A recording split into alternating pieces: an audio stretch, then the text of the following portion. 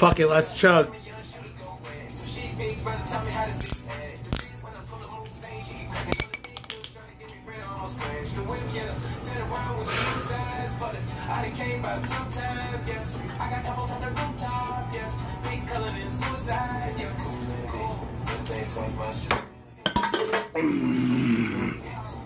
Want to know, baby? Let's go! And we are live. Welcome to the Redbird Redzone podcast. My name is Will. You can find me on Twitter at LiveOnThatSwing.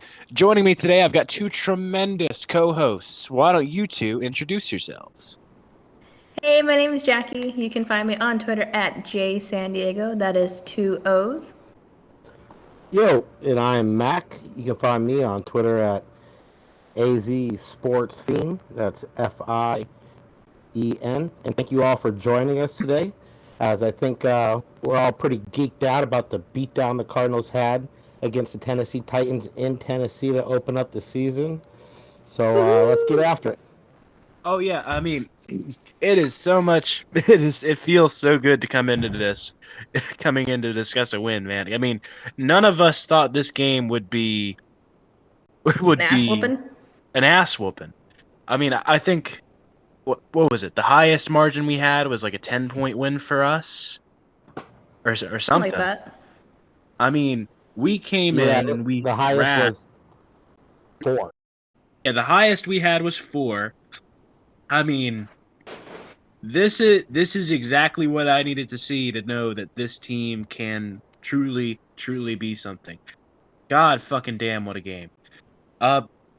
First things first, we got to talk about the man at the hour. We got to talk about Which Chandler. one? Well, I guess there's 2. Yeah. We got to talk about Chandler motherfucking Jones. What a game. Holy hell. He had 5 sacks. What was it? 5 sacks, 2 of them were strip sacks. Was that it? 2 strip sacks? Or was it just 2 one? strip sacks? Yep. Yep. You couldn't ask for a better start to his season. I mean, I was surprised when Max said last week that he thought he might have 15, but I mean, if he plays with that level of intensity for the rest of the season, or even an imitation of that, I mean, we could be seeing a 15. He's already a third of the way there. Season. Yeah. We could be seeing a 15 sack season, or hell, I saw some people say that he might be on pace for Strahan's record with a game like that. I think that's a little much, but I mean, Let's go for 20. Let's go for Why 20. not? So I mean, Yeah, the Cardinals had 11 pressures as a team. Chandler Jones had 8 of them. I mean, just that alone right there, just tell you how dominant he was on Sunday.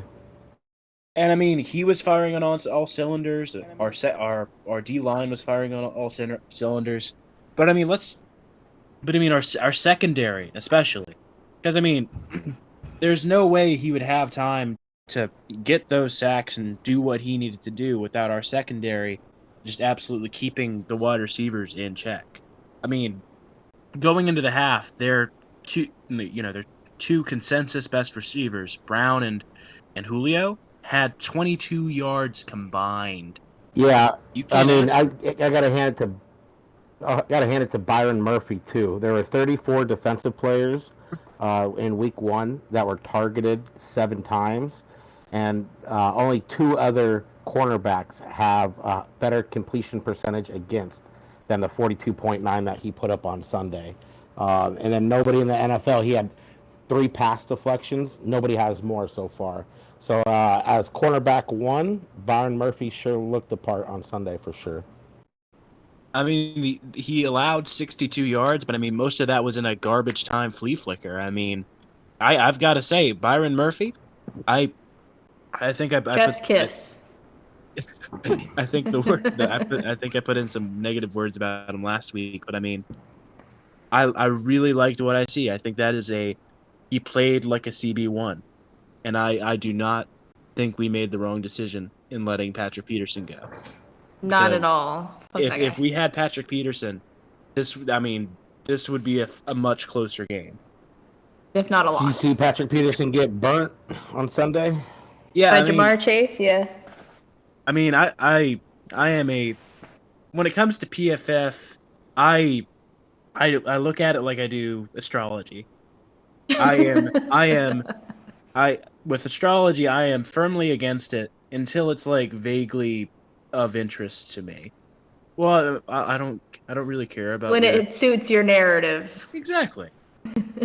So, I mean, Patrick Peterson, was the highest rated cornerback on that Vikings squad. And if he was on our team and he played, Oh wow. if he had played the exact same game, he would have been 4th. He had a 62.3, I want to say, Wow. PFF rating. I mean, that wouldn't have even been enough to crack the top 3 on ours. Now, good luck. You get to face D-Hop, Rondell Moore. So, good luck out there this week, Pete. And just a reminder for Cardinals fans, he changed his number, so he is now number 7. So keep an eye on that. That feels so wrong. The guy who will not be tackling anybody on Sunday. And speaking of which, we were tackling people. Didn't see that a lot last We were tackling. Aggressively, too. It was great. Isaiah Simmons balled out on Sunday. And I think to the surprise of many, Jordan Hicks played the most snaps out of any Cardinal defensive player. And Zaven Collins, I think he had, 30% of the snaps or something? Which, I mean, you're going against like a bolsterous offense. Yeah, you're going up against like a highly touted offense. You kind of want that vet there. So I don't think any of us are really too worried about it. Zaven's time will come. Just wasn't week 1, really. But he did grade it out. He graded out as the number 1 guy on Pro Football Focus, rookie, the number 1 rookie. So, I mean, his lack of snaps kind of helped because they just go off of per snap. So there are other guys who played a lot more snaps and it kind of hurt them in the long run. But still, I think it's a good sign right there for us. Yeah, I mean, I really like what I saw. And the funny thing with Chandler Jones is the guy who was covering him, Taylor Lewin. Did you see that? He went on social media and thanked Chandler Jones for, quote, exposing him. And it's like, that is the exact wrong mentality to come out of this with. His Titans fans were pissed. Yeah. But he did come off of it. He tore his ACL last year. Yeah, first game back. That's true. It's going to be a little rough. But, people were saying that because he is a podcaster. So it's like, okay, you should maybe put the mic down and get your ass back to work. But whatever. He is an Arizona native, by the way. Yes, he is. And it wasn't even just a sack set. He gave up. That first play of the game, Chandler Jones friggin' threw him like a rag doll instead of a 6'7", 315-pound man. And then you guys see Buda Baker drop Taylor Lewin on his backside as well. So, that's just as rough of a game as you can get when a safety drops you on your ass. Yeah. Yeah, he got bullied. Let's call it what it is. I got a feeling when Christmas comes around, he's not going to be getting a watch from Tannehill. No golf cart or scooter. And shout out to our run game. I know a lot of the focus goes to Chandler Jones, but this is the first time in 26 games where Derrick Henry was held to under 60 yards rushing and 0 total TDs in the game. Yeah, that right there. Yeah, you would have told us before the game that we did that. I would have said we had a really good chance of winning. Add in the however many sacks, strip fumbles Chandler Jones had, and how well our defense played. Yeah, it was a beatdown. We beat him to a bloody pulp. And I have it in my notes. I specifically took note of this. The first times the Titans had entered positive yardage was with 10 minutes left in the second, which I think is completely insane. Whew. The fact that everyone said we were going to get beat up by Derrick Henry. I'm sorry. The fact that we kept them in check for 20 in-game minutes is insane. I took note of that. I also start pulling out stops. I also said Chandler Jones this year. This was 5 minutes left in the first. Chandler Jones has more sacks this year than he did the entire season last year, and it's only been 10 minutes. Making up for lost time. But yeah. So you guys are on the train. Pay Chandler Jones now or wait it out? Pay him now. Don't fucking wait it out. Pay him now. Pay the man. if I have to find change in my couch cushions to get this deal done, I will do whatever it takes. Because this isn't some fluke. It's not a terrible O-line. It's a very middle of the road O-line. But I mean, he still dominated. He got 5 sacks. I mean, the only other Cardinals to do that were what, Calais and Reddick, right? Yep. I mean, that was very much a prove-it game for him. He was balling out. He was showing that this is what I deserve. And I thoroughly believe that they need to pay the man. Of course, I want us to pay him, but money does motivate a lot of people, and if that is who Chandler Jones is going to be when he's searching for a contract extension, I might kind of risk it if I'm kind and just see how long this plays out. See if this is obviously he's not going to get 5 sacks, but I mean, if he plays with his hair on fire all season long, I mean, he's not going to go anywhere next year. Worst case scenario, you franchise tag him, and then if he holds out, that's also worst case scenario. Then you pay the man. But it's just kind of funny how we all kind of wanted him to get paid, and then that happened, and now everyone's just like, do whatever. And I'm like, write it out, right? Let's write it out. Let's see how hungry he really is. How much money motivates him. Let's find out. He's on the other side of 30. I don't really see too much of a harm in it, but I mean, you don't want to get him disgruntled and ask for a trade in the offseason if you try to franchise tag him. But we'll see what happens. I don't think he'll be playing for somebody else next season, but I mean, it's a long season too. Who knows? I like to think that he isn't that money motivated. That once he gets paid, that he wouldn't stop, attacking like he did on Sunday. But who knows? So I don't think it's the worst thing in the world. Jackie, what you think? I kind of agree with Mac, but I think, I wouldn't want to piss him off. Obviously. Yeah, he's been a good Cardinal too. Yeah, but there was some disgruntled in the offseason that we didn't really get to hear about.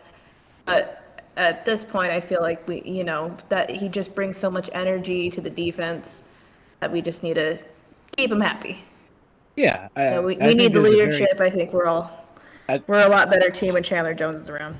Oh yeah, 100%. I think there's a very thin line that you can ride there with that. I think that you can only keep that up for so long. So I think if we can get him paid by at least week 6, I think that's good. Yeah, not wait the whole season. Yeah. Because I mean, if he keeps pace and keeps doing these things, I mean, we have to. Yeah. But we've talked about the defensive side of the ball. Now let's talk about the best fucking quarterback in the league, baby. My boy Kyler Murray. I fucking love him. I just said shout out JJ Watt. He did good in his first debut, even though he didn't have a Chandler Jones type game. But back to Kyler motherfucking Murray. All game, yeah. Yeah, he was. I have it in my notes. These are back to back. This was during the cool scramble play that went like semi-viral on social media. This is back to back, and I wrote, Murray is the closest thing to Madden 04 Michael Vick, and then Kyler Murray is the coolest man to ever live. Discuss. So do you guys think that Kyler Murray is the coolest man to ever live? Absolutely. Why is he that runs even AZ a question? Sports. He does run AZ you see how much he jumped up in the MVP odds? He's now he started the season like 12th or something like that, 11th. And after 1 week, now he's the second favorite to win it.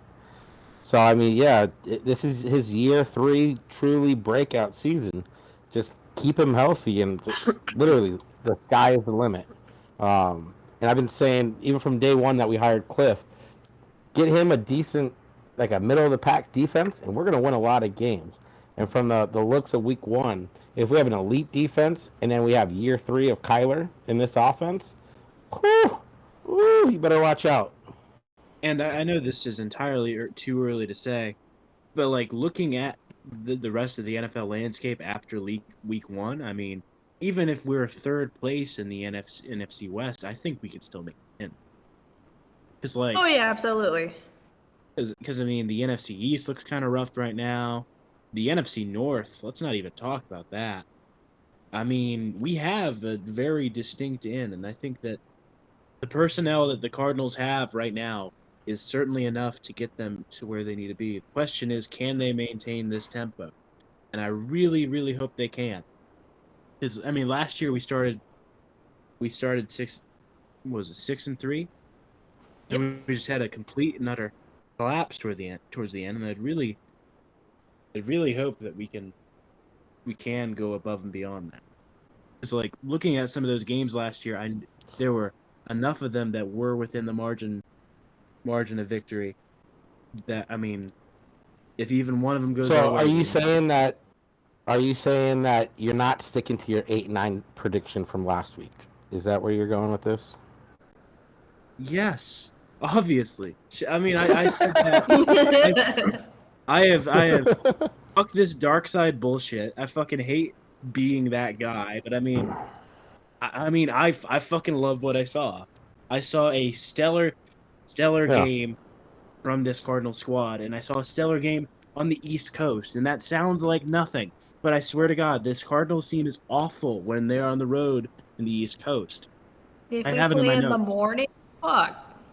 I have it in that's- my I have it in my notes. I'm gonna say those words a lot this episode. This was the largest margin of victory for the Cardinals on the East Coast since the 2015 game versus the Bears, 6 years ago. Damn. Yeah, we haven't looked this dominant since then. And especially in a season opener, like. On the East Coast. Yeah, tell me the last time the Cardinals have won by. Yeah, so that's literally the best way this season could have started. And we did it from. This is a stat I was looking up last night. This is the first game in Kyler Murray's career in which he ran for 20 yards or less, and we won. Really? Before yesterday, or before Sunday, we were 0-7-1. So now we're 1-7-1 because he rushed for 20 yards. And I mean, I think we talked about it during our off-season recap. How I think we all kind of expect Kyler's running to go down because you want to keep him healthy as much as possible with his passing going up. And then you add in someone like Rodney Hudson, who I thought looked great. Pro Football Focus didn't think he did great, but he passed the eye test. Yeah, more ways than one. So he kind of stabilized that offensive line, and you get that for Kyler Murray. And he has time back there to do what he does. You're not going to want to play the Cardinals any week of the year. Oh yeah, 100%. I mean, and I also saw he had 4 touchdowns and through the air and one in the ground. I feel like that was some kind of record that I saw. I can't remember what it was, but it was something like there's never been a time. I don't know. I think for the Cardinals that we've had 5 sacks and 5 quarterback touchdowns. It's crazy. Oh yeah, Something like that. Beautiful. I am gonna have to get into a little bit of the negatives here, and I swear these aren't much, but these do need to be talked about. There are negatives? We can get nitpicky if we want. Okay, the big thing I saw. Let's see what you got. The big thing I saw was discipline. Yeah. In that first drive, we had a fuck ton of penalties. It kind of staved off towards the end of the game. But, I mean, we were using up timeouts. Staved off after that drive, yeah. We were using timeouts way too early. We didn't quite have the discipline that we should have. I do think that as the season goes on, we are going to need to improve on that. Because, I mean, we're not going to face the Titans. We're not going to have this game every week. As much as we would love it, there are going to be times where we will have 2-minute drills and we will have, these absolute nail biters. And if we have an undisciplined O-line or a coach who's too liberal with with using his timeouts, I mean, that could be a problem. Yeah. I do think that those two things are an issue. What do you guys think? Am I overreacting? I mean, I was pissed off that first drive too, with all the penalties. I think every Cardinal fan probably was, but I think you have to be happy um, how after that first quarter, really, we didn't really have many. I think we had 2 penalties after the first quarter, because I believe we had 6. Was the number in the first 2 drives, and I think really, honestly, since it cleaned up after that, I think you can put that a lot on rust. Not a lot of players played in the preseason. We had a Certainly short not as a whole preseason. unit. Yeah, so I would like to think it was rust just because it cleaned up so well. But the way it started, yeah, no doubt about it. And I mean, there were a couple soft penalties there, and then one wasn't called on Rondell Moore. He would have had a wide open touchdown if I recall correctly, and he kind of got held, and nothing was called there.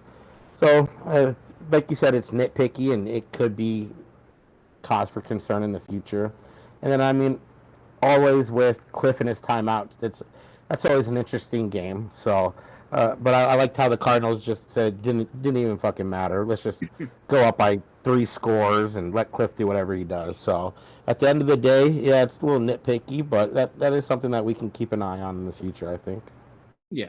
Yeah, we need to work on that a little bit, because like Will said, we can't afford those kind of hiccups when you're doing 2-minute drills or, we're in close games. But you can't chalk it up to lack of preseason, because we did get shorted 1 game, so we only had 2. But we did clean it up throughout the rest of the game. But yeah, that first quarter, I thought, oh, same old shit, here we go again. Oh, man. Just being a Cardinals fan just prepares you for the worst sorts of outcomes. I was very glad to see that wasn't. That was the case, yes. Which throw by Kyler did you guys like the best? The one where he was Tecmo Super Bowling all around, or the one he threw off his back foot, or the one that kind of went around today on social media of him getting pressure and kind of turning out of the way and throwing a dart about 20-25 yards down the right side of the seam of the field. I think they were all super impressive, but which one did you guys like most? I mean, it's got to be that one off his back foot. I mean, I think there are very few quarterbacks who can make that play and also make it with the grace he has. I think that Kyler Murray throws a graceful fucking football. When I see him throwing deep, I know there is a good fucking chance that he knows it's right. It's almost a guarantee. There are very few quarterbacks you can say that about. Especially very few Cardinals quarterbacks you could say that. Kyler Murray has just primo confidence on his deep balls, and I really appreciate it. Yeah, people were kind of criticizing him a little bit on his accuracy, which I don't get why. I think those people don't watch our games, but 21 for 32. Yeah. If you want accuracy, like just a quarterback, they're idiots. Yeah, no, Kyler Murray can throw a freaking football into a keyhole. Like, it's so refreshing watching a Cardinals quarterback throw the ball and it's gonna be a catch. He was 6 for 9 on pass attempts over 15 yards. Yeah, I don't think I'd worry too much about that accuracy, people. And it's really cool to have a player like him and have him be a franchise guy, because you got to figure our best players, the Cardinals' best players in their history, have all been sort of like leftovers. Carson Palmer, Kurt Warner, some third name I'm probably forgetting. I mean, all of those guys were guys who were on other teams. On their way out. Having this like cool guy we can claim as our own is awesome. I don't get why our own fans don't love him. It baffles me because, like, Bills fans, they will go to war for Josh Allen. Like, I mean, Bills it's so fans irrational the way they love Josh Allen. But for Cardinals fans, it's like we're all divided on Kyler, and I don't get why. And if you want to compare, like, Kyler to Devin Booker, like, Suns fans go up to bat for Devin Booker because the media always shits on him. But the media praises Kyler, but our own fans shit on him. So it's bizarre. Cardinals fans hate fun. Yeah. If We've just been hurt so many times in the past that we can't enjoy nice things. But I mean, there's idiots in every fan base, and I've seen Suns fans say in the past trade Booker, but I think a lot of the Cardinals like hater fans on Kyler Murray, they're not really like I feel like they're almost the, how do I word it? Not the diehard fans. I don't know, like unless you guys have seen different. Yeah, just kind of like they Mm, they don't weren't know there football. 2 years ago, I feel like. Or they're just not. I have a lot of people muted, so I really haven't seen too many people unless you guys send anything to the group chats or anything. But I don't really see any of the diehards really bashing Kyler. And whenever somebody does, I mean, the whole fan base seems to come to to Kyler's aid, from my point of view. But I don't really let those people get under our. Yeah, boom. Yeah, that's true. It's what is it? It's usually, I mean, hate to bring race into the topic, but you're always going to have more haters when the guy's, not a white 6 foot whatever quarterback. Like, I always feel like has it's kind swag. of more. He's got braids. Yeah. He needs to cut his hair. He needs to shave his face. Yeah, exactly. His shorts are too short. His pants are too tight. Yeah. Why couldn't we keep one of those good old boys like Josh Rosen? That's the worst person in the Cardinals fan. There's racists everywhere, but maybe a few more in Arizona. But I mean, those are the type of people. That's what I'm kind of saying. Getting at is those are the types that will hate on Kyler Murray, not the diehard. Those motherfuckers, but I just want to apologize to Christian Kirk. After him and AJ Green ran into each other, you could have put me on. I know last year we did a dumbass take of the week, and that could have been me this week because I was like, I can't even remember what my tweet was, but I was a couple beers in already. 10:30 in the morning, didn't even have breakfast. So I apologize, Christian. But I said, I'm so ready to get over. Move on from Kirk, and then he just like takes his shit on my fucking grave and balls out. Face. So shout out to Christian Kirk, 5 catches, 70 yards, 2 tugs. So, and I guess this is the first time in Cardinals history where there have been 2 wide receivers who've caught multiple touchdowns in the same game, which kind of blows my mind with Anquan and Fitz. So DeAndre Hopkins also went 6 catches, 83 yards, 2 touchdowns, and he D-hopped his way all over Jack Rabbit Jenkins, formerly known as Janoris. So shout out to the wide receiver room.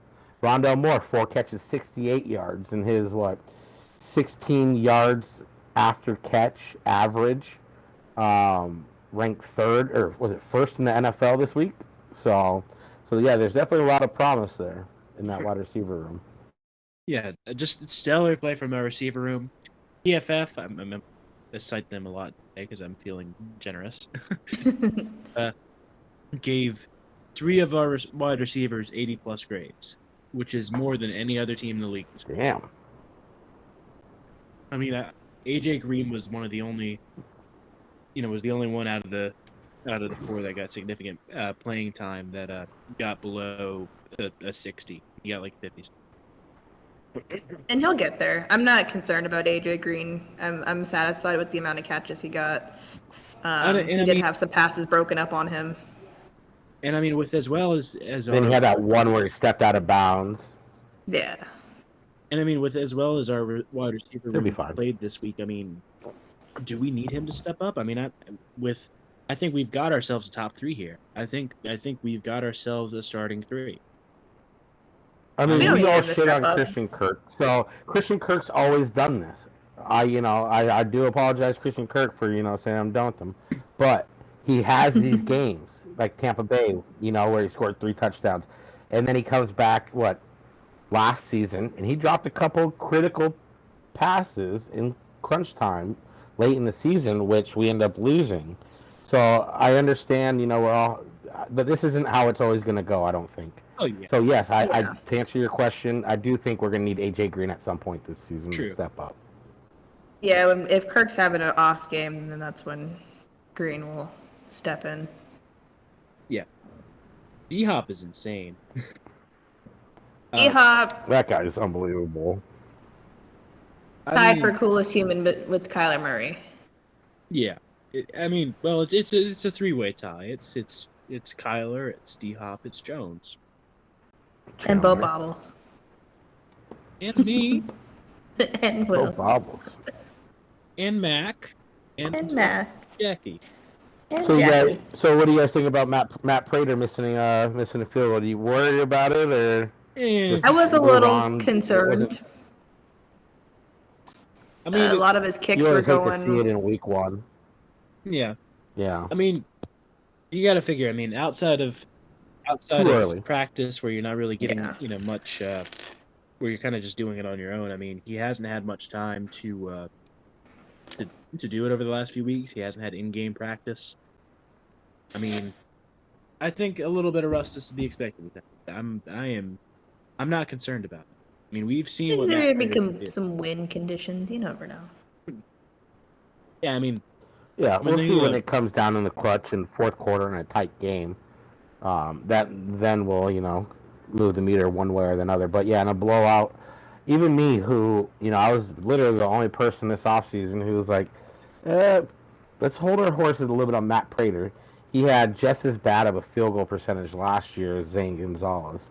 So that was, if you guys remember, I was a 1. But even I am like, no, it's too early.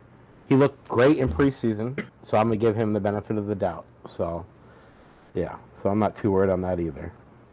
yeah, like I'm looking at a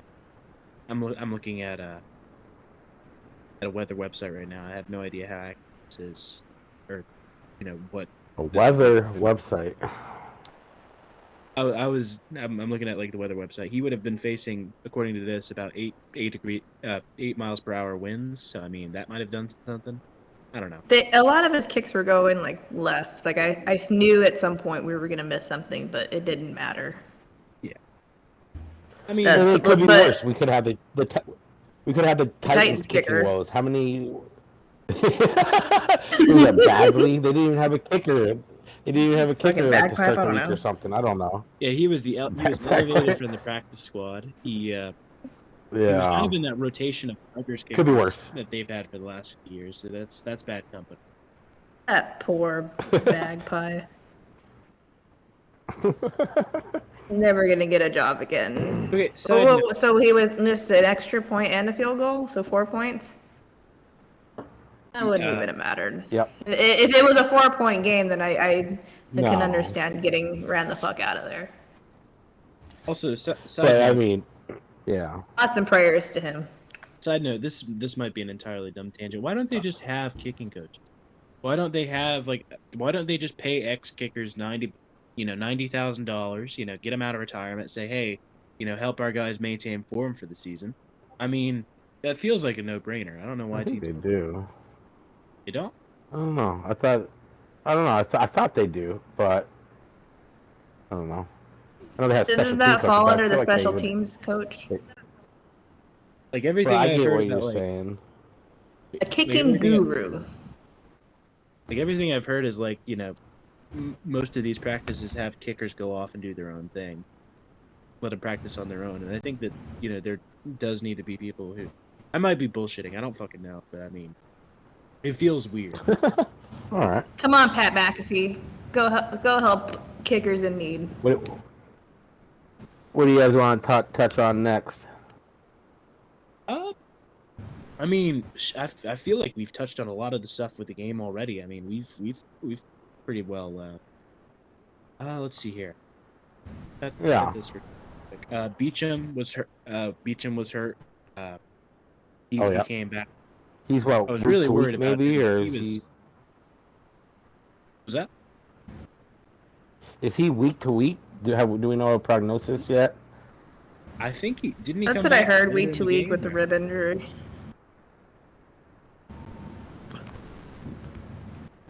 I'm not entirely sure. We're not insiders, people. We don't Give know. me 20 seconds. I'll look at the injury report. Well, in the meantime, But man, in between sports time, media is singing us our praises. All right. Dan Orlovsky thinks we're going to make the Super Bowl. Really? Yeah. Dan the Man Orlovsky. Mm-hmm. Dan the Man with a step in the... while we have time, I'm doing pick'ems, and I believe Bo Bobbles won with 10 wins. Willie had 7, Jackie 8, 9. I can go over a little bit later, but just to get that out of the way while we have dead time. We should establish like a wager for pick'em. Make it interesting. Like person Do you with want the money? worst record. With the worst record at the end of Yes, please. Has to change their profile picture for a month. To the winner's choice. Has to face Adam reveal, Gase. Bobby. Bob's not going to face reveal. But here's some other varying thoughts I had. This was the largest margin of victory for the Cardinals in an opener post-merger. Damn. Okay. And this is a thought I had throughout the game. Aside from maybe the Bears game in December, this might be our toughest, out of division road game. If this is indicative of our season, we've passed the test with flying colors. I mean, to be honest, we got the Tennessee Titans at a great time. I haven't seen anyone talk about it, but they've had to deal with their own COVID stuff, and they definitely didn't look in sync. So I do think they're going to be a very good team. So I am kind of hesitant because they've missed a lot of practice time between their starters as well. I know we didn't play a lot of games with our starters in preseason, but they just missed practice time between Julio and Tannehill. So I do think there's going to be a tougher out-of-division road game coming up because I don't know how much that is going to look like the Titans team that we see in, let's say, a month from now. Oh, yeah, for sure. But, just looking at the rest of our seasons, the schedule, yeah. It's pretty well smooth sailing. Browns would be tougher than the Bears probably, and Justin Fields will probably be in for the Bears by then because that's December 5th. Browns are October 17th. The next road game we have is Jaguars. Out of division. After that, Bears, Lions, Cowboys. Cowboys, if they're healthy, they're gonna have a good offense. We know that. So. Oh yeah. I mostly put the Bears because I think that having a cold weather December game never a good formula for success for the Cardinals.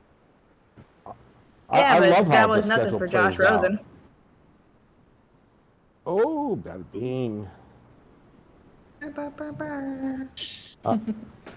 So what team besides the Cardinals? What team in the NFC West concerns you the most? Because both the NFC West and the AFC West went undefeated this week. So all the Western teams in the NFL are combined 8-0 so far. Was there any one team between the Rams, 49ers, and Seahawks that really jumped out to you that kind of impressed you, or the other way? I really liked what I saw from the Rams. I had kind of dismissed them earlier in the season out of sheer cockiness because I thought that Matt Stafford was just kind of. But he showed off last night. He looked really stellar.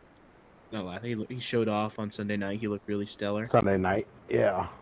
I'm not too concerned about the 49ers. I know that's probably entirely. I know that's misguided, but the fact that they did almost blow a 38-10 lead or however much it was, that's not good. I know they took out their starters. I know they did a lot, but the fact that they were even the Lions. And the Lions. The Lions might have had a shot to win that game if Jared Goff on that final play, if he hadn't thrown the ball away. He throws the ball away on a fourth down to win the game. Howard shit. Idiot. I was drunk as fuck Sunday afternoon, so I didn't see any of the Sunday afternoon games, but I'll believe you. Seahawks took care of business against the bad Colts team. I mean, okay. I mean, am I supposed to be impressed that y'all beat Carson Wentz, really? Apparently you are, because a lot of people have put Seattle above us in power rankings. Yeah, casuals. Yeah. What do you do? Casuals. They'll doubt us till they see us up top. Yeah, but yeah, I would agree with you, Will. I think the Rams are always going to be a pain in our side, no matter who they have, who's the coach, because we've lost to terrible Rams teams. We lost to the most dominant of Rams teams. Sean McVay just owns us, and I don't think that's going to go away anytime soon. I mean, the more things change, the more things stay the same. I'm sorry, but I'm just being real. I don't know. Hey, I know we talked a lot last season how year 3 is the year, you know. Josh Allen and the Bills made that jump. Baker Mayfield and the Browns made that jump both last year. So I think there's a real possibility that the Cardinals are for real. Yeah, but I'm not saying we're not going to win the West, but... Oh, but I'm just saying that, you know, if we're for real, I'm not just giving the Rams those 2 fucking games. I think they still have concerns, and our interior offensive line is that much better, which is huge because Aaron Donald just did whatever he wanted last season. I can't even think of our old center's name. I just have totally forgotten it. I don't even want to think about it. Oh, yeah, thank you. Thank you for killing me a little bit. But I think this is... when I put out my 10-7 before the season started, I had us both losing both games to the Rams. But, honest, if this is the year where we make that jump, we're going to get them one of these games. Promise. Keep that. You know what? Bookmark it. Most years I wouldn't believe that, but I kind of half believe it this year. I think since the McVay era started, this is probably the best team that we've fielded. I feel like it's the most complete team we've fielded. I feel like it's I like it. Is what I'm trying to say. I mean, it really is. That our front 7, this might be the best defensive front 7 that I can remember in Cardinals history. I know there were some great ones with Darnell Dockett and Calais Campbell and Carlos Dansby, but I mean, you put J.J. Watt and Chandler Jones together with 2 one top 10 pick in Isaiah Simmons, another top 20 pick in Zaven Collins, and then Jordan Hicks is battling for playing time like that. He's more motivated than just about anyone other than Chandler Jones on that defense right now. I think this front 7, Corey Peters is a great run stopper. So this front 7's up there with some of the best Cardinal front 7s in at least my lifetime, for sure. Yeah, and I mean, just having Chandler Jones and J.J. Watt on on either side makes it so that defense, offenses can't just focus on one guy. I love it. Yeah. I think what we saw last year with Chandler Jones is that he, offensive lines just did everything in their power to shut him down and just double team him and just stop him, and I think that worked. And I think having J.J. Watt on that other side makes it so that teams can't do that anymore. And if you guys haven't heard the J.J. Watt Wired Up, Mic'd Up, give it a listen. Go on YouTube, go on the Cardinals, Instagram, Twitter, Facebook, whatever, and find that link and listen to it. J.J. Watt, like, that's chills, right? That's goosebumps. The way he talked to Chandler Jones after the game and before the game, telling Isaiah Simmons how great he needs him to be. Like, that is exactly what you guys were talking about last year with the leadership that this team lacked, or that team lacked last season. So yeah, that was beautiful to see today when I saw that. Yeah, I think the team did a real good job bringing in leaders this offseason. Rodney Hudson on one side of the ball and JJ on the other, just absolutely stellar. I was listening to the Rich Eisen show earlier. They had interviewed Cliff, and he had talked about Steve Keim. I guess that was an emphasis where he did a good job this offseason was bringing in some leadership. And I know like our signings were criticized because it's like, oh, we got all these guys that are on their way out or they're washed up and blah, blah, blah. But the leadership that they bring is priceless. Yeah. And hopefully it adds to a lot more wins than what we had last year. Yeah. Because those guys are still productive. I mean, it's one thing to be like a locker room leader. It's another thing to actually be on the field and leading by example, and then also leading in the locker room. And I know there were some reports in Tennessee that J.J. Watt isn't the greatest leader because he was. I mean, I think I heard it on the radio, they referenced last year as an example. He was kind of going out of assignment.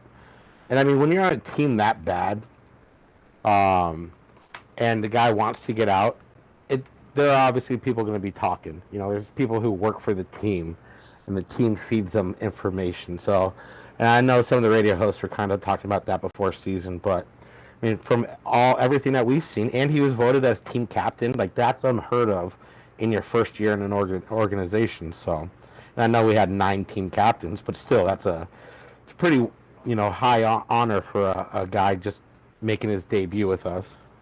Yeah. Yeah. I mean, if anybody were to get that honor, just coming in, it would be him. I feel like he provides, some stellar fucking leadership, and I think that is exactly what we needed. Yeah. Because, I mean, even DeAndre Hopkins wasn't voted a team captain last year.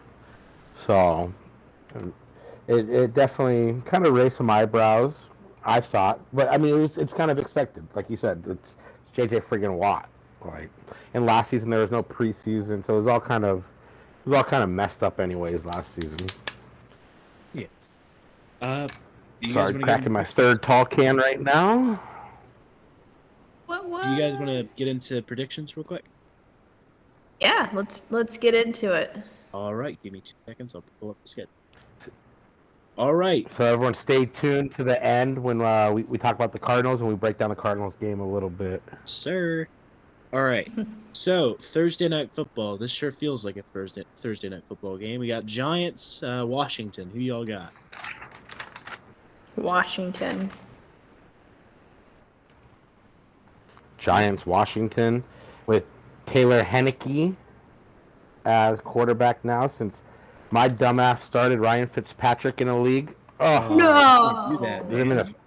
I'm in a family league with like my nephews and shit, and so I was doing the draft when I was helping my brother friggin' move, and I ended up with friggin' Ryan Fitzpatrick and Justin Fields. Okay, well Ryan Fitzpatrick can hold me over. Motherfucker goes out and gets me 0.7 points. And in our smack talk, my friggin' 18-year-old nephew's like, "Hey, how's it feel that you started a quarterback who scored less than 1 point?" I'm like, "You son of a bitch! Come over here and say it to my face, you sucker!" But can I just say I went 0-7 in fantasy last week? So good thing we don't have a fantasy segment, because you wouldn't, whatever I would say, just do the opposite. So yeah, it was a bash in the nuts. Fantasy football, but at least my good team won, so be it. Hey, it could be worse. I started fucking Kyle Pitts over Noah Fant this weekend, and that cost me my fantasy game. Well, I mean, you draft Kyle Pitts so high. I drafted Kyle. I started him in the league. I drafted him. Well, I mean, I got him in. Yeah, tell me about it. Like the night. I started fucking Rondell fucking Jones and flex over Deebo Samuel, so slap me now. Anyways, we'll move on. Jackie, you picked Washington. I'm going to pick Washington as well. I've got to say Washington. That defense is... I don't care who's at quarterback. That defense is stout. Bo Bobbles, what did he pick? He says Giants. That's bold. Okay, Bo Bobbles. From our champion of last week. I see you. If you're into sports betting, listen to Bo Bobbles. Do not listen to me. Or me. Well, I hope you're enjoying the podcast. Thanks, people. And if Well, not, fuck eat you my for shit. disliking it last week, trolls.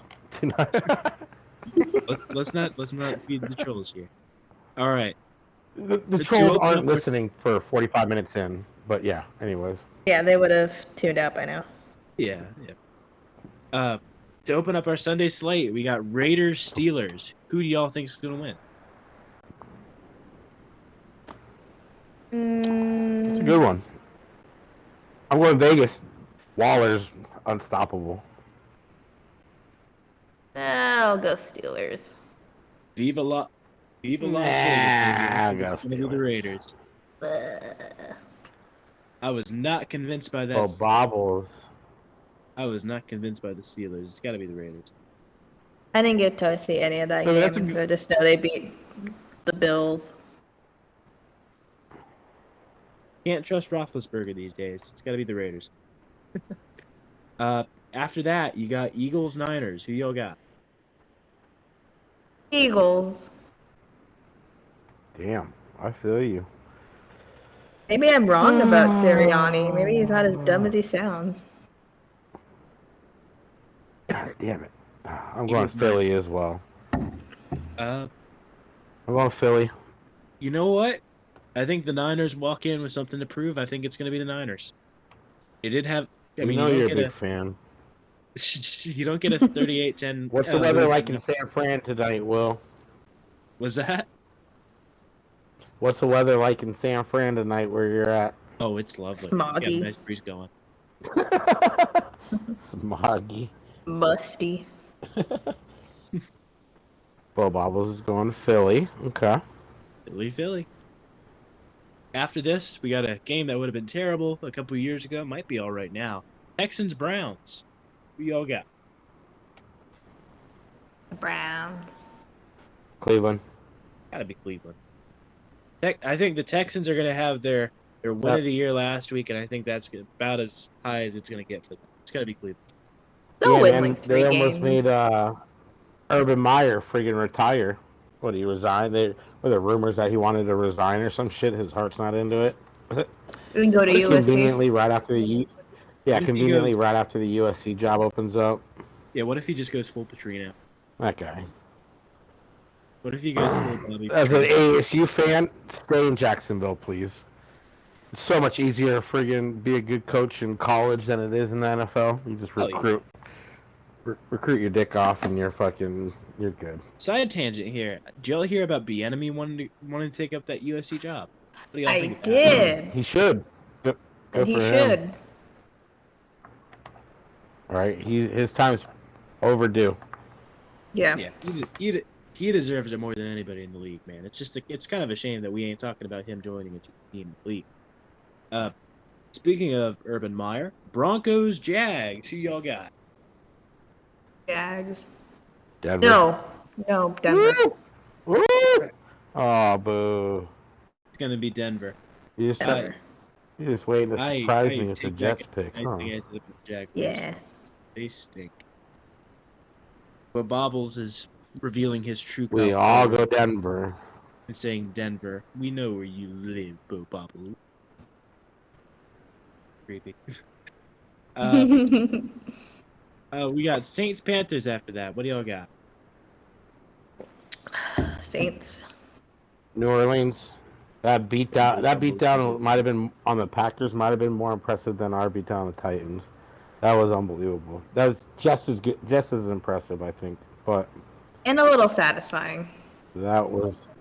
Yeah, I mean, It's always nice to see Aaron Rodgers Struggle. suck it up. Famous Jameis is gonna put Yeah. up 7 touchdowns against that Panthers D. He's going to be prepared. Just be prepared. He's a good talent, man. Hopefully, he puts it all together with Sean Payton. Yeah. I'm happy for Jameis. Yeah. If there was an idiot who Yeah, good for him. if there was an idiot who deserved it more, I don't know. Mm-mm. Wow. Get them He's- crab legs, son. He's a lovable goofball who is also He is a goofball. Rams Colts. Who do y'all got? Oh, I hate to say it, Rams. Yeah. Yeah. Yeah, none of us won. That Colts team was awful. Yeah. I didn't think they would be that bad. Okay, but yeah, you they're can't trust all, Carson Wentz, man. You can't trust him. And they don't have any really wide receiver weapons. You got Michael Pittman there, but other than that, nobody really stands out anymore. Used to be from their a beast. From their wide receivers of old. After that, you got Bills Dolphins. That's a game right there. Holy hell! Ooh, let's go Dolphins. Buff. Go Miami. I'm gonna agree with Jackie here. I think it's the Dolphins. The Bills looked flat last week. I think the Dolphins are gonna come in. They're gonna have themselves a day. They have a good defense too. Well, Bobbles picks Bills. I mean, you can tell how much influence Brian Flores has in that operation. That defense is stacked. And Flores is a good coach. Yeah. Man, remember when people were shit-talking him a couple years ago? Fuck that. He's awesome. Yeah, no, he's a good coach. After that, you got Pats Jets. Pats. I know you guys thought I was going to pick the damn Jets. Well, somebody has to do it. Go Jets. I kind of want the Patriots to do good. That sounds so weird to say. Somebody has to do it. Go Jets. We'll go on with the Jets. Okay. After that, you got Bengals Bears. Who you got? Bengals. Ooh. Yeah, I'm going Cincinnati as well. Actually, I never trust the Bears, especially when you're running Andy Dalton out there. Just give it the reins. Can't trust the Red Rocket, man. It's got to be the Bengals. Let Cincinnati go 2-0, baby. Talk about a can't-lose situation. I mean, with the Bears, I mean, you can just start Andy Dalton for 8 weeks, and if you start Justin Fields midway through the season, you're fine. You can keep your job. Depending how many games Andy Dalton gets you wins in the meantime. Be nice if he doesn't play bad enough that we can play him when we play him in December. That'd be nice. That would be nice. But good luck. To open up the 4 o'clock hour, you got Falcons Bucks, and the fact that it's slotted that way tells me that's probably the game of the week. Who y'all got? Oh, hope not, because that's Tampa Bay all day. Yeah. That'd be an awful game to watch. Atlanta's awful. Bucks in a landslide there. That Falcons team. Jesus Christ. That was. You could tell that.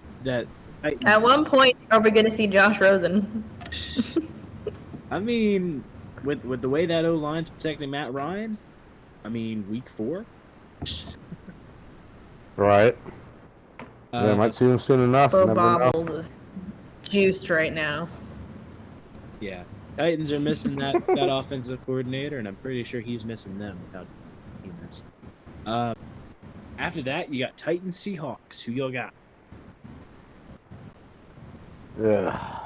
Bounce back game, Tennessee. I think they're gonna. Yeah, they're gonna tune it up. They're gonna come in pissed off and ready to roll. I think it's gonna be Mike Vrabel's pissed. I think it's gonna be Seattle. I don't think you and Bo Bobbles sleepless in Seattle picking the Hawks. Okay. Let me see you. See where you stand. Jackie and I see you. Jackie and I see you. See where you stand, Bo.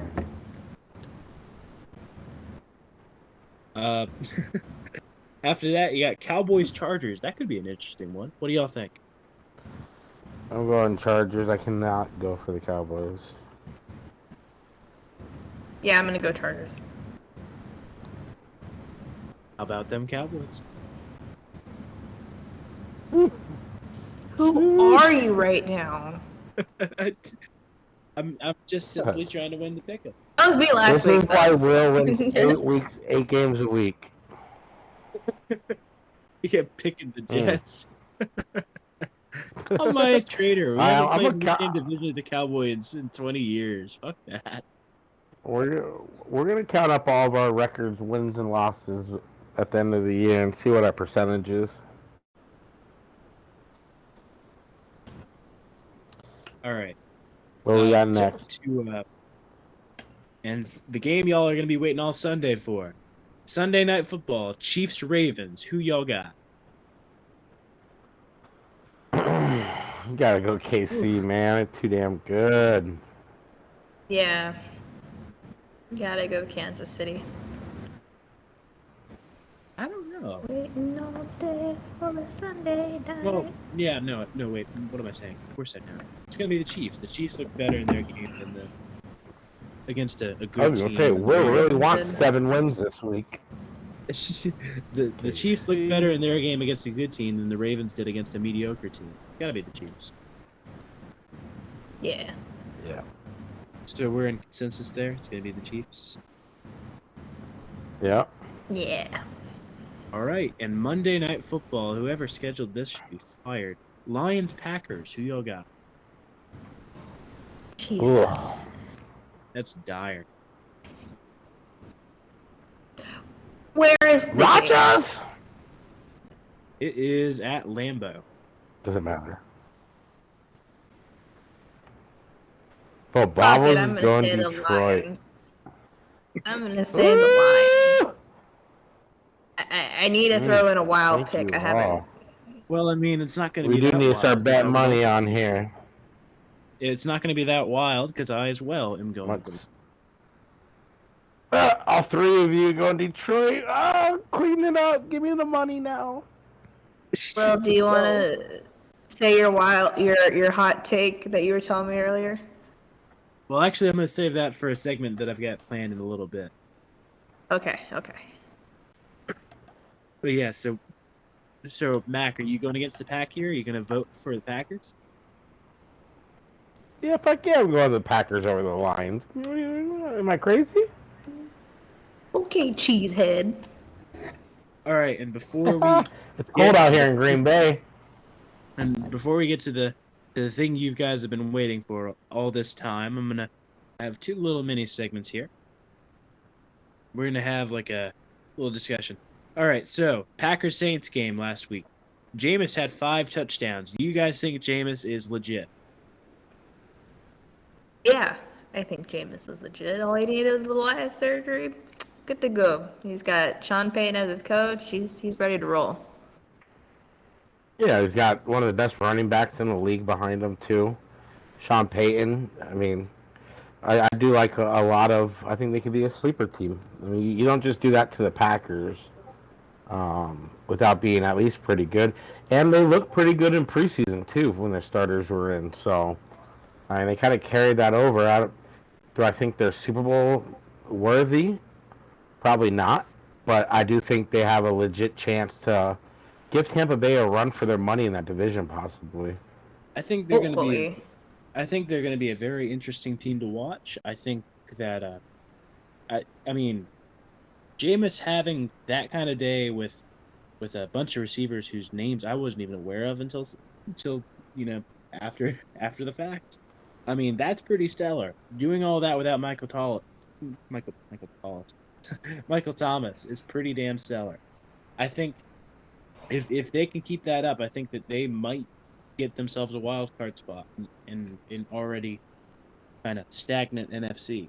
I think that this is a weird analogy. They're going to be the Tennessee Titans of this season. They're going to be the weird team with a quarterback from the South that goes to another team and balls the fuck out. Castaway quarterback. They're going to be America's sweethearts. I see it. And they're going to inevitably lose in the divisions. Yes. So. To Arizona. Sweet revenge. Yes. The missed PI call in the Bucs game. Do you guys think that swung it?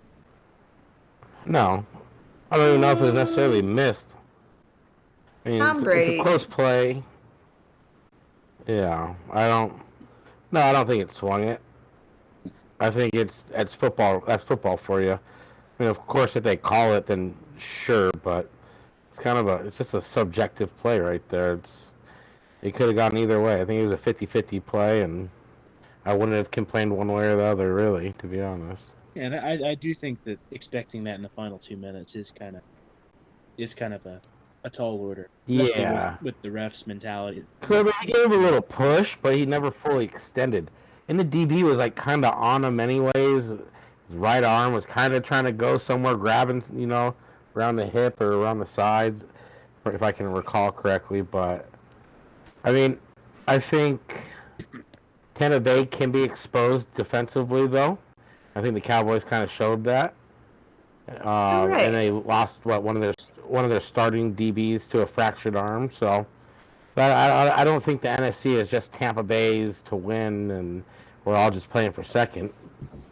So I mean, I hate both teams, Tampa, and it's hard for me to. I like Bruce Arians and who he is as a guy. It's just hard for me to root for them. Yeah, Tom Brady. I The like stacked Bruce Arians, team. but I'm not rooting for Bruce Arians. We should have brought a fighting. He should have brought a championship here. He pussed out. I'm sorry. Yeah, jump ship the first side of a Bitch the fuck out. He didn't want a fucking rookie quarterback. He dipped out. Yeah, Yep. and he got a all-timer handed to him on a platter. Yeah, fuck him. Oh. Team handed to him on a platter. Yeah. Exactly. Yeah. And the only missing good. piece was the quarterback, and he figured that out. Whatever. What's done is done. But the NFC West, any one of our teams right now, they're gonna give fucking Tom Brady problems. Exactly. Oh. All right. So, give me one way too early prediction that you have from Week 1 of NFL football. Well, did we pick the Cardinals yet, or no? Are we not doing that? Or we're gonna do that in just a second. Oh, Mac, you go first. I'm trying to think. Sorry. What was the question again? What is one way too early prediction you have for the rest of the season based off Week 1? Cardinals are Super Bowl champions. For me, that's an easy one. All right.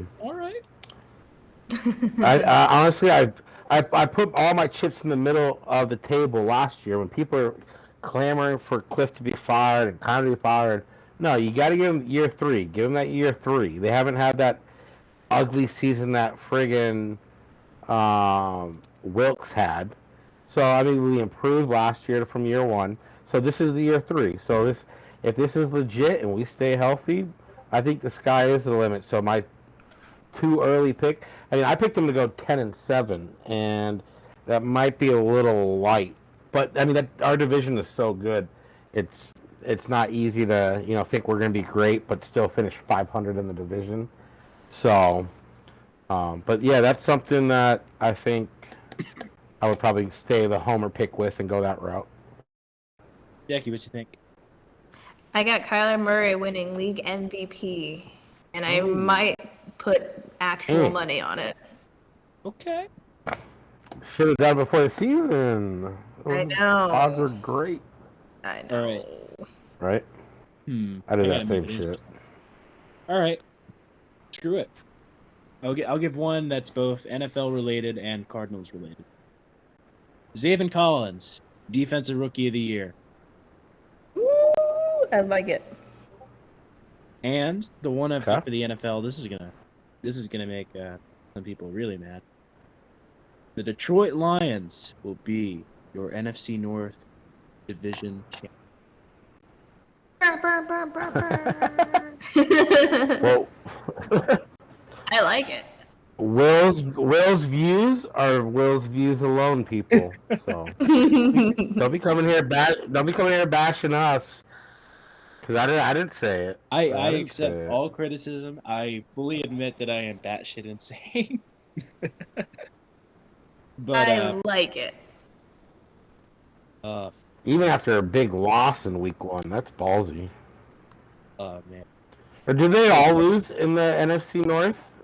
Did anybody win? Yeah, they all lost, huh? They all lost. And the Lions had the Bears, Packers, Lions, Vikings. And I want to give, before we move on too far, I want to give a shout out to Marco Wilson. The guy played how many snaps? He played he played one of the most. He played the second most snaps from a cornerback on our team. So he was basically cornerback 2. Robert Alford was more the inside guy, so he didn't get as many.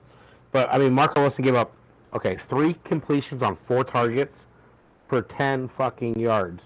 You could give up 19 completions on 20 targets if you're going to give up 3.3 yards of completion. So his tackling is already better than Patrick Peterson has ever tackled in the NFL.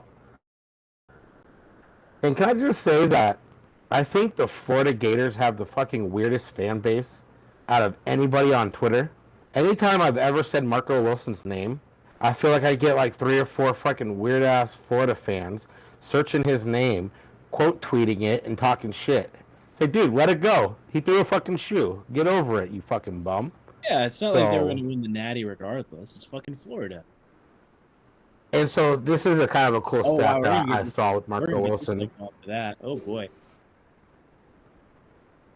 So Marco Wilson gave up 3 catches on 4 targets for 10 yards. All 3 catches that's all they got in the air. They didn't get 1 yard after catch. So that shows you that Marco was on their hip and getting those tackles right as they caught it. So good for him. That was, I know a lot of us were worried, going against A.J. Brown, Julio Jones, but the rookie held his own. So that is something that it's not something to sneeze at. A lot of people are worried about. No, yeah, exactly, and we'll see how it goes. I think this matchup coming up is going to be, it's going to be interesting because I think that the Vikings have a little bit more cohesiveness with their passing game than the Titans did. So I do expect them to be able to throw the ball a little bit because even last week, Kirk Cousins still had a pretty decent game. But yeah, just want to give a shout out to Marco Wilson. I know we'll talk about the Cardinals here in a minute, but and Vikings, but just shout out to Marco Wilson stepping up. All right. So this, of course, brings us to your Arizona Cardinals versus the Sub-Zero, the hot dish loving, the some third analogy, Minnesota Vikings. Who do y'all have? Cardinals by 50. Oh, shit. Okay, baby. AZ. Who you got, Will? You going Cardinals? Cardinals, 28-17. Oh, yeah. I'm going to go Cardinals 34-14. Beat down. What'd you say, Will? What was your score? 28-17. Let's talk about this game for a few seconds because I feel like we don't do that enough. Yeah, of course. This Vikings team is coming off of a really bad OT loss from a Bengals team that was expected to be really, really bad. They're walking in with a massive chip on their shoulder, and I mean, they don't even play a home game till week 3. I mean, they're going to come in. They're going to come into a hostile environment, and I think that they're going to come in with a chip on their shoulder, but I don't think that's going to matter because I think that this Cardinals defense and this stellar offense we saw from last week is going to translate. I think it might not look 100% like we saw it last week, but if we even see a team that is 50% as good as we saw this week, we're going to have ourselves a game. What do you guys? We're gonna have ourselves another beatdown. Oh yeah. The discourse around this team is just entirely shifted. Like I don't know what it looked like prior to this, but 538. I do think. Go ahead. No, what 538 say? 538. That's usually a political site, but they do have like NFL predictions. They have us with a 64% chance to beat the Vikings, and I doubt they had that for us before. I'm really liking our chances here. I think that I do think that our second out. Go ahead. So yeah, I do believe that the Vikings will give, an extra effort. I think when you see one of your boys coming back home to play his former team, you want him to be successful. So, for what it's worth, I think the defense for the Vikings will play a lot better. But what stands out in that game against the Bengals, um, the Vikings gave up 149 rushing yards to the Bengals. And that's something I believe we can exploit. Chase Edmonds finished with over 5 yards a carry last week against the Titans. James Conner, I think he finished like 16 carries on like 50-something yards. But I thought he looked pretty good. He was hitting the holes. He was falling Just throwing forward. people. He was kind of doing the dirty work, and that's kind of what he's in there on those type of downs when everyone knows you're going to run the ball, you're going to hand it to him. And but the thing that stands out the most to me is that the Vikings had 12 penalties for 116 yards, which that right there is a lack of coaching, coach discipline. Yeah, because that can be coached out. Don't let anyone tell you that discipline cannot be something coached. And more and more, it seems like Mike Zimmer's kind of losing the locker room. So I do think the Vikings will have a better effort against a better team this week, I don't think it's going to be enough. And there could be a breaking point with this Vikings team. If you get on them early, I think things could get ugly real quick because they're not a very good disciplined team, and their DBs aren't very good. And by the looks of it, their front seven's not great either. That's usually been a calling card for the Vikings with Mike Zimmer. It's great defense, great front seven. And I don't know if they have that anymore. So, but what worries me about them is that passing game and Dalvin Cook, that offense more in general. I think we'll be able to score on them, but their offense is sneaky good still, I think.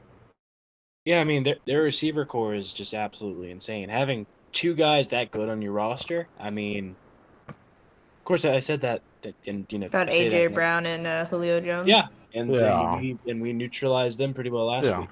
I think I think it's not exactly fair to add qualifiers to that win last week. They had COVID. Oh, they didn't have practice. Well, I mean, we were on the East Coast. We were playing a game against a team we weren't supposed to win against, and we won, and we beat their asses. I think that there are no qualifiers needed for that. I think that we came out and we beat the Titans' asses. I think that if we can take that over and we can do this again this week, I mean, the Arizona Cardinals are going to be the team to watch. Well, there won't be any qualifiers this week. Even when they lost, the Vikings lost last week. Kirk Cousins only has 13 incompletions on 49 passing attempts. Still finished throw with 350 yards. So that passing game was humming. Yeah. So I do think that we face the Titans at the right time. Yeah. That's just me personally, just from seeing, so many years of football and whatnot, but that's just my opinion. But they do have, the Vikings do have a full load. Dalvin Cook is going to be more involved in the passing game out of the backfield than Derrick Henry ever is. True.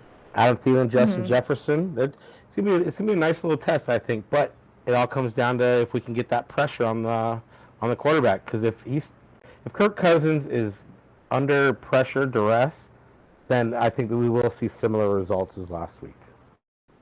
Yeah. Yeah. He was only sacked 3 times, I believe, by the Bengals. Let me double check. Sacks allowed 3, so that's not too bad. But I mean, I couldn't even name anybody on that Bengals defense right now. I mean, shit, who did? Yeah. I don't know. Carlos Dunlap's still there. That might be one guy, but not even be there. Let's see. Defense: Jesse Bates, Eli Apple, Logan Wilson, Von Eli Apple's there. Oh, jeez. Darius Phillips. Whatever happened to Vontaze Perfect? He retired?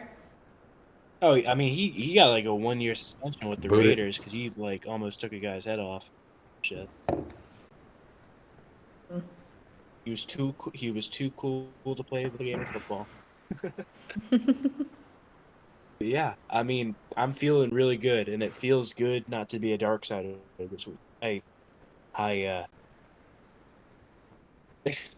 The hardest thing in football. Tell me about it. Jackie and I had a co-host who picked us to go 8-9 last week. Tell us about it, please. Oh, Yeah, can we get some motherfucking positivity? I'd hate to. Can we get some motherfucking positivity with Will and with our entire fan base as a whole? Because I feel like right before the season started, everybody was ready to kill each other. I Oh, no doubt. Being wrong. I fully admit to being wrong. I have seen the lights. If this team lives up to its full potential, it's going to be stellar. I am happy to be along for the ride. It's people who overreacted to the preseason that I have a problem with. Who are calling Kyler out for throwing for 2 yards in the game. Like, dude, preseason. I'm worried about Kyler. You're not there behind the scenes. Cliff sucks. Yeah. If you're worried about Kyler, that means you're worried that he's not a professional, that he's not doing his job. You know, that guy wants to be great. He's doing everything that he needs to behind closed doors. So that's just something that's always funny. It happens every year. People overreact to preseason one way or the other. So every year it's just the same thing. Well, you know, it happened. He did throw for only 2 yards, so I was right at the time. Yeah, I mean, Kyler threw for 2 yards in the preseason, and Derrick Henry was working out and getting all jacked during the off season. I mean, who came out and had a better game? Yeah, so suck it. Boom. But yeah, so feeling pretty good. I think that about wraps things up, huh? What do y'all think? I'm mixing your score for the Cardinal game, Jackie. Oh, what's your score for the Cardinal game? Let's go 41-24. Damn. What happened to Cardinals by 50, Jackie? Wow. See how it is. I know. I'm such a bag of shit. How's the weather in Minnesota? My nipples feel like they can cut glass. Okay, and we're out of here. This has been the Redbird Redzone podcast. My name is Willie. You can find me on Twitter at @LiveOnThatSwing. My name is Jackie. You can find me on Twitter at JSanDiego. That is 2 O's. Yo, and you can find me on Twitter at AZSportsFiend. That's FIEN. And I am Mac. And we just want to thank you guys for all tuning in.